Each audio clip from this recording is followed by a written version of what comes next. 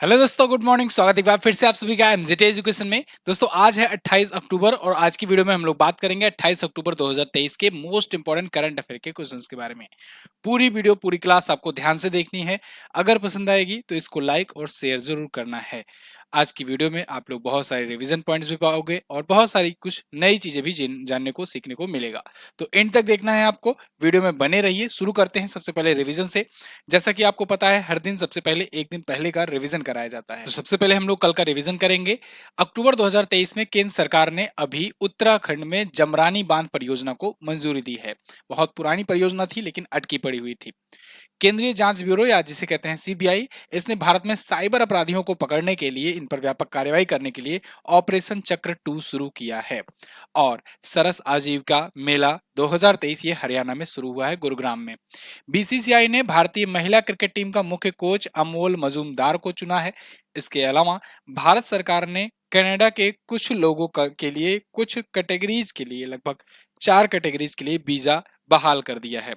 NCERT ने अपनी आने वाली पुस्तकों में इंडिया के स्थान पर भारत शब्द का यूज करने की बात कही है। अमेरिकी प्रतिनिधि सभा यानी कि हाउस ऑफ रिप्रेजेंटेटिव के नए अध्यक्ष बन गए हैं माइक जॉनसन। चर्चित पुस्तक रिवोल्यूशनाइजिंग बिजनेस ऑपरेशंस के लेखक हैं दोस्तों फिलिपो पसेरिनी और टोनी सल्दानहा। अभी हाल ही में ग्लेन मैक्सवेल, जो कि ऑस्ट्रेलिया के ऑलराउंडर हैं, इन्होंने 40 गेंद में शतक लगा करके विश्व कप के इतिहास का सबसे तेज शतक लगाने का रिकॉर्ड बनाया है। जम्मू कश्मीर का भारत संघ में 76वां विलय दिवस 26 अक्टूबर को मनाया गया। ये टॉप 10 करंट अफेयर के क्वेश्चंस थे जिनके आपने किए हैं रिवीजन, वो भी सिर्फ और सिर्फ 1 मिनट में। अब बात करेंगे आज की करंट अफेयर की, लेकिन आप लोग पीडीएफ भी डाउनलोड कर लिया करो और क्विज भी इसकी लगा लिया करो। बिल्कुल फ्री में पीडीएफ और क्विज मिलेगी आपको एमजेटी ऐप पर। गूगल प्ले स्टोर से आप एमजेटी ऐप डाउनलोड कर सकते हो। पहला क्वेश्चन आपके सामने, हाल ही में यूरोपियन यूनियन और भारत ने कहां पर पहला संयुक्त नौसैनिक अभ्यास किया? तो यूरोपियन यूनियन यानी कि ईयू, ईयू ने दोस्तों भारत के साथ अभी हाल ही में गिनी के खाड़ी में एक अभ्यास, नौसैनिक अभ्यास आयोजित किया है। ये आयोजित होगा इसी वीक में। तो गिनी की खाड़ी कहां पर है इसको पहले जानेंगे हम लोग, और साथ ही साथ हम लोग इस अभ्यास के बारे में जानेंगे। तो इस अभ्यास में, क्योंकि ये नौसैनिक अभ्यास है, तो यहाँ पर Indian naval ship Sumedha, INS Sumedha, ये भारत की तरफ से पार्टिसिपेट कर रही है। और यूरोपियन यूनियन के 3 देश इसमें शामिल हो रहे हैं। देखो यूरोपियन यूनियन कहा तो गया है, तो वैसे तो है इसमें 27 देश, लेकिन इन 27 में से केवल और केवल 3 देश ही इस वाले में हिस्सा ले रहे हैं। ठीक है, 3 देश कौन कौन से? फ्रांस, स्पेन और इटली। तो ये फ्रांस, स्पेन और इटली इसमें शामिल हो रहे हैं। अब देखो, आप अंध महासागर देखे हो ना, मतलब कि जिसे हम लोग अटलांटिक ओशियन कहते हैं, उसी को अंध महासागर भी कहा जाता है। अंध महाद्वीप कहा जाता है अफ्रीका महाद्वीप को। अफ्रीका महाद्वीप में घाना के पास में एक देश है गिनी, उसी गिनी के पास में ये हो रहा है एक्सरसाइज। गिनी की खाड़ी वहीं पर है और उसी खाड़ी में ये एक्सरसाइज हो रहा है। ठीक है ना, भारत और यूरोपियन यूनियन के बीच में। अब यूरोपियन यूनियन के बारे में थोड़ा सा जान लो। देखो कितने देश इसमें आ रहे हैं। यूरोपियन यूनियन में ही आपका Ireland, Denmark, France, Sweden, Estonia, Finland वगैरह, फ्रांस, यहाँ जर्मनी वगैरह सब आपको देखने को मिल जाएगा। एक देश आपको नहीं दिख रहा होगा, ब्रिटेन। क्यों ऐसा? ब्रिटेन क्यों नहीं है? ब्रिटेन दोस्तों, यूके, या यूके तो इतना पार्ट होता है, इसको ले लिए तो ब्रिटेन हो गया। ब्रिटेन इसलिए नहीं हो रहा है क्योंकि ब्रिटेन ने ब्रेग्जिट कर लिया हुआ है। ब्रेग्जिट मतलब ब्रिटेन एग्जिट हो चुका है। किससे? यूरोपियन यूनियन से। तो आज के समय में ब्रिटेन यूरोपियन यूनियन का हिस्सा नहीं है, ये बात आप याद रखिएगा। और इधर नॉर्वे एक देश है, ये भी इसका हिस्सा नहीं है। ठीक है, तो 27 आज के टाइम पर मेंबर हैं यूरोपियन यूनियन के। वैसे तो यूरोपियन यूनियन दोस्तों ये आपका G20 में भी मिल जाएगा, आपका G7 में भी मिल जाएगा। ठीक है ना, और यूरोपियन यूनियन बहुत सारे ऑर्गेनाइजेशंस में जुड़ा हुआ है, जैसे नाटो में भी आपको देखने को मिल जाएंगे बहुत सारे देश। ठीक है ना, उनमें यूरोपियन यूनियन के बहुत सारे देश हैं। अगला, वैश्विक शोध फर्म स्टैटिस्टिका के अनुसार भारत कितनी फिनटेक यूनिकॉर्न के साथ तीसरे स्थान पर है? तो अभी स्टैटिस्टिका, इसका नाम आपने जरूर सुना होगा, कई बार मैं इसकी वेबसाइट का मैं यहाँ पर फुटेज भी लिया करता हूँ। तो ये एक फर्म है, ग्लोबल फर्म है, जो डाटा या कहे कि एक प्रकार से ग्राफ, चार्ट वगैरह, रिपोर्ट वगैरह तैयार करती है हर मामलों में। तो उसी ने अभी एक रिपोर्ट तैयार की है फिनटेक यूनिकॉर्न्स की। फिनटेक यूनिकॉर्न्स दुनिया भर में कितनी कितनी किस किस देशों के पास है, तो उसमें भारत को बताया है तीसरे स्थान पर। तो भारत कितने यूनिकॉर्न के साथ, कितने फिनटेक यूनिकॉर्न के साथ तीसरे स्थान पर है? 17 फिनटेक यूनिकॉर्न्स के साथ। ये बहुत ही इंपॉर्टेंट क्वेश्चन है, इसको ध्यान रखिएगा। देखो यहाँ पर भारत का पोजीशन है, भारत है यहाँ पर 27 के साथ, 27 के साथ यूके है, यूके यानी यूनाइटेड किंगडम। 134 फिनटेक यूनिकॉर्न यहाँ पर यूएसए में है, यूनाइटेड स्टेट्स ऑफ अमेरिका में, ठीक है ना। ये स्थिति है फिनटेक यूनिकॉर्न्स की। आप देख रहे हो पहला नंबर ये है यूएसए का, दूसरे नंबर पर यूके है और तीसरे नंबर पर भारत है, इंडिया है। लेकिन संख्याओं में आपको कितना अंतर देखने को मिल रहा है, 17, 27 और 134 का। यूएसए में फिनटेक स्टार्टअप इतने ज्यादा हैं। अब भी अपना यूपीआई सिस्टम और पेटीएम जो है ये पूरा सबके ऊपर चढ़ा हुआ है। फिलहाल फिनटेक स्टार्टअप या फिनटेक यूनिकॉर्न है क्या, इसको समझते हैं।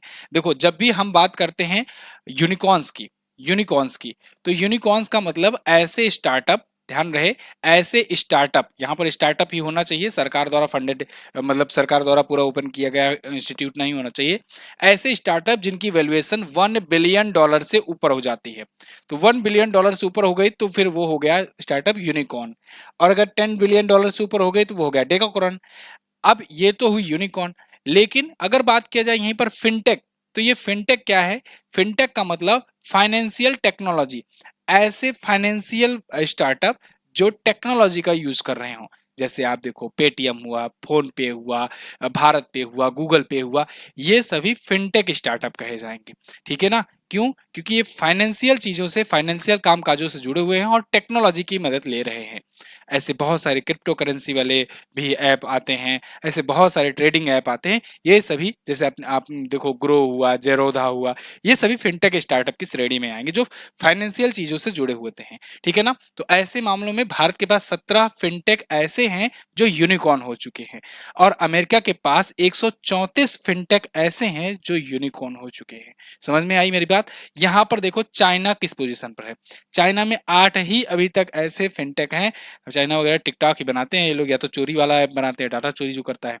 फ्रांस में 6 ऐसे फिनटेक यूनिकॉर्न्स हैं, ठीक। चलिए अब पिछले दिनों में भी कुछ और इंडेक्स और रिपोर्ट आई थी, उनको भी देख लेते हैं। जैसे नॉर्ड लेयर की ग्लोबल रिमोट वर्क इंडेक्स आई थी, इसमें भारत 64वें स्थान पर है। वैश्विक पेंशन सूचकांक में मर्सर की जो की रिपोर्ट आई थी, भारत 45वें स्थान पर है। इसके अलावा CW की ग्लोबल हंगर इंडेक्स आई थी, भुखमरी सूचकांक आई थी, भारत 111वें स्थान पर है, बहुत बुरी पोजीशन पर है। ओकला की ग्लोबल मोबाइल स्पीड रैंकिंग में भारत 47वें स्थान पर है। WIPO की ग्लोबल इनोवेशन इंडेक्स में भारत 40वें स्थान पर है। IMD की वर्ल्ड टैलेंट रैंकिंग में 56वें स्थान पर। रिपोर्टर्स विदाउट बॉर्डर्स, ये याद रखिएगा, ये पूछा जाता है जारी कौन करता है। ग्लोबल प्रेस फ्रीडम इंडेक्स आई थी और इसमें भारत 161वें स्थान पर है, ये भी बहुत समझ लो कि बुरी स्थिति है भारत की। इसके अलावा अगर बात करें हम लोग IMD की वैश्विक प्रतिस्पर्धात्मकता यानी कि ग्लोबल कॉम्पिटिटिवनेस इंडेक्स, तो इसमें दोस्तों भारत है 40वें स्थान पर। जेंडर गैप में 127वें पर है। दुख सूचकांक में हम लोग 103वें पर हैं। खुशहाली सूचकांक में 126वें पर हैं। वैश्विक बौद्धिक संपदा सूचकांक यानी इंटेलेक्चुअल प्रॉपर्टी इंडेक्स में 42वें पर हैं। आगे बढ़ते हैं। चीन में आयोजित एशियन पैरा गेम्स 2022 में सुमित अंतिल ने किस खेल में नया विश्व रिकॉर्ड बनाया है? विश्व रिकॉर्ड बनाया है तो मतलब कि गोल्ड तो ऑब्वियस सी बात है, जीते ही होंगे। तो गोल्ड इन्होंने जीता हुआ है और ये गोल्ड में इतना बढ़िया प्रदर्शन कर रहा कि इन्होंने विश्व रिकॉर्ड बनाया। किस खेल में बनाया है? तो देखो सुमित अंतिल जो है ना, ये है भाला फेंक के खिलाड़ी, लेकिन ये पैराथलीट है। तो एशियन पैरा गेम्स जो अभी हो रहा है उसमें इन्होंने ये वर्ल्ड रिकॉर्ड बनाया है। मैंने आपको बताया था कि जहां पर एशियन गेम्स होगा तो एशियन गेम्स होने के बाद वहीं पर एशियन पैरा गेम्स होगा। तो अभी चीन के हांगझोउ में एशियन गेम्स हुआ, अब वहीं पर एशियन पैरा गेम्स खेले जा रहे हैं। भारत ऑलरेडी 90 से ज्यादा मेडल जीत चुका है, अभी और जीतने की प्रक्रिया जारी है। तो सुमित अंतिल जो है एक भाला फेंक खिलाड़ी हैं और अभी इन्होंने एक नया वर्ल्ड रिकॉर्ड सेट कर दिया है। यहाँ पर देखो 73 मीटर, 73.29 मीटर का इनका हाईएस्ट रहा F64 श्रेणी में यानी कैटेगरी में। इसके बारे में मैंने आपको बताया था अभी परसों नरसों कि इसको लेकर के परेशान मत होना, ये पैराथलीट के लिए होता है। इसमें बहुत सारी एक कैटेगरी, एक लिस्ट बनी हुई है जिसमें कौन किस प्रकार से दिव्यांग है उसकी प्रतिस्पर्धा उसी से कराई जाए, इसके लिए ये कोड होता है, ठीक है।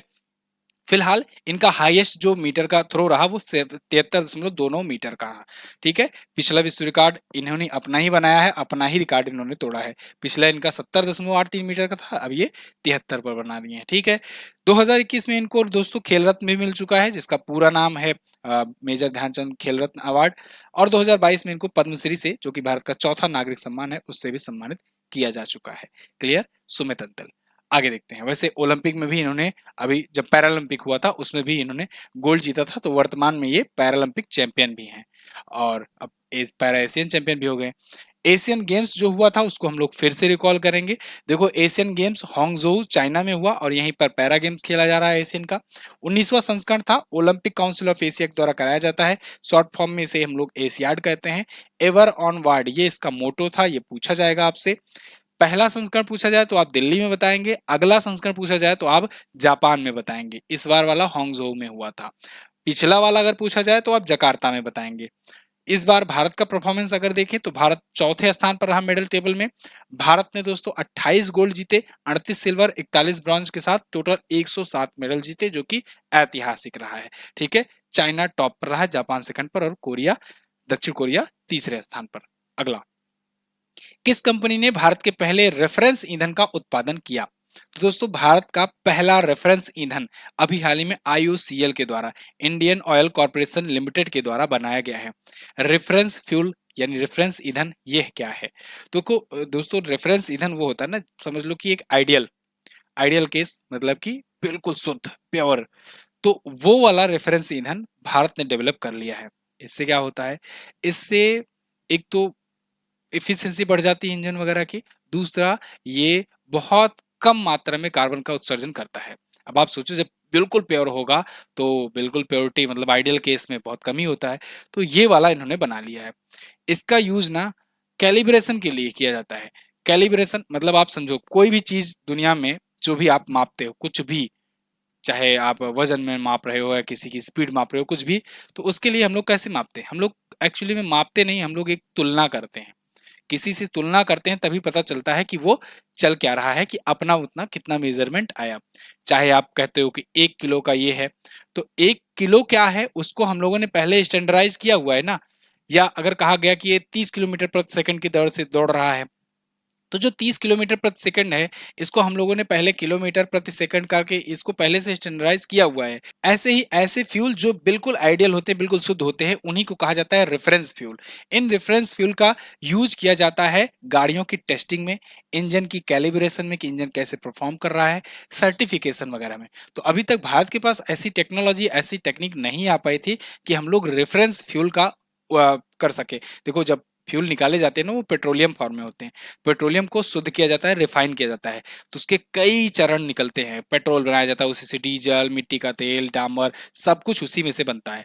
तो इतना अभी तक हम लोग शुद्ध नहीं रिफाइन कर पाए थे कि हम लोग रेफरेंस ईंधन लेवल का रिफाइन कर सकें, लेकिन अब IOCL ने कर दिखाया है। आई होप आपको बातें समझ में आ गई होगी, ये प्योरिटी का लेवल इसका। इंडियन ऑयल कॉर्पोरेशन लिमिटेड की बात करें तो 1959 में स्थापित हुआ था, नई दिल्ली में इसका हेडक्वार्टर है। श्रीकांत माधव वैद्य जी वर्तमान में इसके हैं महानिदेशक। IOCL एक महारत्न कंपनी है, तो इसका नाम आपको याद रखना है, महारत्न कंपनी। चलो कमेंट करके बताओ वर्तमान में कितनी महारत्न कंपनियां हैं और लेटेस्ट वाली महारत्न कंपनी कौन सी बनी है अभी। अगला, निम्न में से कौन सा देश विश्व का सबसे बड़ा घोस्ट पार्टिकल डिटेक्टर ट्राइडेंट निर्मित कर रहा है? तो दोस्तों, अगर आसान भाषा में से कहें तो ये भूत ढूंढने निकला है। कौन निकला है? चाइना। चाइना भूत पार्टिकल ढूंढ रहा है। बिल्कुल मजाकिया लग रहा होगा आपको, लेकिन ये बात सच है। ये ट्राइडेंट नाम का एक प्रोजेक्ट शुरू किया है, जो कि वर्ल्ड्स लार्जेस्ट एक डीप सी टेलीस्कोप होगा। जो डीप सी टेलीस्कोप होगा, यानी कि समुद्र के अंदर ये टेलीस्कोप डालेगा, और ये टेलीस्कोप क्या करेगा? ये न्यूट्रिनो डिटेक्टिंग टेलीस्कोप है, यानी ये न्यूट्रिनो को डिटेक्ट करेगा। इसका नाम रखा गया है ट्राइडेंट। क्या? ट्राइडेंट नाम रखा गया है। पश्चिमी प्रशांत महासागर में ये डाला जा रहा है। किसने बनाया है? चीन ने बनाया है, विश्व का सबसे बड़ा ghost particle detector. Ghost particle अब हैं क्या, इसको बता दो जल्दी से। तो देखो, आपने न्यूट्रॉन सुने हैं, न्यूट्रॉन क्या होता है, उस पर न्यूट्रल चार्ज होता है, मतलब ना पॉजिटिव ना निगेटिव। आप ये तो बेसिक पढ़े ही होगे ना कि नाभिक होता है, मतलब जो कोई परमाणु होता है उसके अंदर एक नाभिक होता है, नाभिक में प्रोटॉन्स पाए जाते हैं और न्यूट्रॉन्स पाए जाते हैं, और इलेक्ट्रॉन्स जो हैं ये चार्ज चक्कर लगा रहे होते हैं। तो जितने प्रोटॉन्स होते हैं उतने ही इलेक्ट्रॉन्स होते हैं, बाहरी ऑर्बिट में चक्कर लगा रहे होते हैं। न्यूट्रॉनों की संख्या अलग हो सकती है। न्यूट्रॉन और प्रोटॉन की संख्या को जोड़ करके हम लोग परमाणु भार यानी द्रव्यमान संख्या कहते हैं, उसे निकालते हैं। तो ये चीजें होती हैं। तो यहाँ पर पॉजिटिव चार्ज प्रोटॉन पर और नेगेटिव चार्ज इलेक्ट्रॉन पर होता है। न्यूट्रॉन जो होता है न्यूट्रल होता है। ऐसे ही ये भी न्यूट्रिनो जो हैं ये भी न्यूट्रल चार्ज वाले होते हैं, लेकिन ये होते एक्चुअली में इलेक्ट्रॉन की तरह हैं। यानी घोस्ट पार्टिकल जो होता है ये एक इलेक्ट्रॉन का प्रकार होता है, लेकिन न्यूट्रॉन के समान इसमें कोई आवेश नहीं होता है। इसीलिए इसे कहते हैं घोस्ट पार्टिकल। घोस्ट पार्टिकल, और इसी को खोजा जा रहा है क्योंकि ये ब्रह्मांड में सबसे प्रचुर मात्रा में पाए जाने वाले कणों में से एक माने। अगर इसकी खोज होगी ना तो साइंस में एक क्रांति आ जाएगी। बहुत सारी चीजों की जो गुत्थियां हैं वो भी सुलझ सकेंगी। अभी तक क्या है कि हम लोग जितना भी जान पाए हैं, लाइट के बारे में भी बहुत बड़ी कंफ्यूजन है कि लाइट जो है वो वेव है या फिर वो पार्टिकल है। बहुत सारी चीजें हैं, मतलब कि अभी भी साइंटिस्ट जो है लगे पड़े हुए हैं। तो खोज जारी है, कुछ ना कुछ नया मिलता रहता है और नई थ्योरी आ जाती है। ठीक है, चलो फिलहाल आपको ये समझ में आ गया, आपके अगर एग्जाम में आएगा तो आप बता ले जाओगे। चलो, भारतीय सेना के द्वारा कहां पर चाणक्य रक्षा संवाद 2023 आयोजित किया गया? तो भारतीय सेना ने अभी हाल ही में दोस्तों नई दिल्ली में चाणक्य रक्षा संवाद आयोजित किया है। चाणक्य रक्षा संवाद, देखो चाणक्य हमारे इतिहास में, भारतीय इतिहास में एक बहुत ही प्रमुख किरदार थे, जो अपनी कूटनीति, राजनीति और रणनीतियों की वजह से जाने जाते थे। चतुर राजनीतिक व्यवस्था और एडवांस प्रिपरेशन के लिए जाने जाते थे। तो चाणक्य रक्षा संवाद का नाम चाणक्य ऐसा रखने का उद्देश्य ये ऐसा है कि हम लोग डिफेंस को लेकर के ऐसा डायलॉग करें, ऐसा संवाद करें कि जिससे हम लोग चाणक्य नीति अपना सकें और हम लोग प्रिपेयर रह सकें। हम लोग जो हैं, जो जो अपना टू फ्रंट वार है और जो बाकी जो वैश्विक गतिविधियां हैं उनसे उसके लिए हम लोग पहले से प्रिपेयर हो सकें। तो अपनी सेनाओं ने यहाँ पर एक रक्षा संवाद किया है, एक टाक्सो किया हुआ है। ठीक है, अच्छा, इसमें कुछ और भी देश इसमें भारत की मदद कर रहे हैं, जैसे ऑस्ट्रेलिया, फ्रांस, जापान, अमेरिका, ये सभी भी इसमें जो अपने फ्रेंडली नेशन है वो भी इसमें सहयोग करेंगे।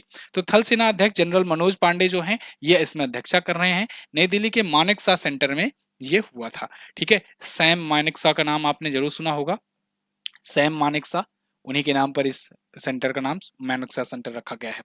तो इसको भारतीय सेना और centre for land warfare studies यानी क्लॉज इसके साथ मिलकर के आयोजित किया जा रहा है। दोस्तों, अगर आप हमसे पेड बैच पढ़ना चाहते हैं तो हमारे पेड बैचेस भी आते हैं, इनको भी आप ले सकते हो। बिहार एसएससी का आया हुआ है नया बैच, दिल्ली पुलिस का भी बैच आया हुआ है, दिल्ली पुलिस का एग्जाम डेट अनाउंस हो गया है, तो ऐसे में आप किफ़ायती दरों में इसको ज्वाइन कर सकते हैं। दिल्ली पुलिस कांस्टेबल का बैच कोर्सेज लगभग इसमें सब समाप्त हो चुके हैं। अगर आप वीओडी फॉर्मेट में, क्योंकि अब तो क्लासेस हो चुकी हैं, तो वीओडी फॉर्मेट में चाहते हैं तो वो वीओडी फॉर्मेट में आपको यहाँ पर मिल जाएगा। बिहार एसएससी का बैच अभी रिसेंटली ही शुरू हुआ है, तो इसको तो आप ज्वाइन कर ही लो अगर आप बिहार एसएससी की तैयारी कर रहे हो तो। और बाकी आज जो पेट वाले एग्जाम जो एग्जाम देने जा रहे हैं उनके लिए बहुत बहुत शुभकामनाएं। जाइए, कुल मिला करके अच्छा आएगा पेपर, आसान आएगा। शाम को मैं एनालिसिस भी लेकर आऊंगा आपके लिए, तो अच्छे से पेपर दीजिए, सब वही आएगा जो आपको पढ़ाया गया है। परेशान बहुत मत होना, जिनका आगे भी 29 तारीख को एग्जाम है वो भी बिल्कुल फिक्र मत करो। देखो, आपने जितना पढ़ा हुआ है ना वही पूछा जाना है। जो 15 सेट आपका करंट अफेयर का कराया गया था उसी में से क्वेश्चन पूछा जाएगा। क्वेश्चन पेपर आएगा, मैं आपको आपके सामने दिखाऊंगा भी। ठीक है, कौन कौन से क्वेश्चन कब कब कराए गए थे, कैसे कराए गए थे। एमजीटी ऐप पर बाकायदा ये मिल जाएगा, कोर्सेज आप ले सकते हैं। रॉबर्ट फिको ये कौन सी बार स्लोवाकिया के प्राइम मिनिस्टर बने हैं? तो रॉबर्ट फिको दोस्तों अभी हाल में चौथी बार, पहली दूसरी तीसरी नहीं, चौथी बार ये प्राइम मिनिस्टर बन गए हैं। कहाँ के? स्लोवाकिया के।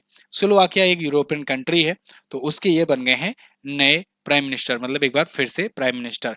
ठीक है, चलिए, अब इन्होंने अभी चुनाव जब हुआ था सितंबर में तो 22.94% वोट पाया था। इसके बाद इन्होंने गठबंधन किया। ठीक है, ठीक वैसे जैसे बिहार में नीतीश बाबू करते हैं, तो ऐसे ऐसे कर करके कैसे न कैसे जुगाड़ लगा करके गठबंधन करके ये सरकार में फिर से आ गए चौथी बार। हालांकि अंतर है, वो 8वीं बार चल रहे हैं, ये अभी आधे पर हैं, इनको भी सीखना है बहुत। चलिए, तो इन्होंने इस पार्टी से संबंध वो किया है।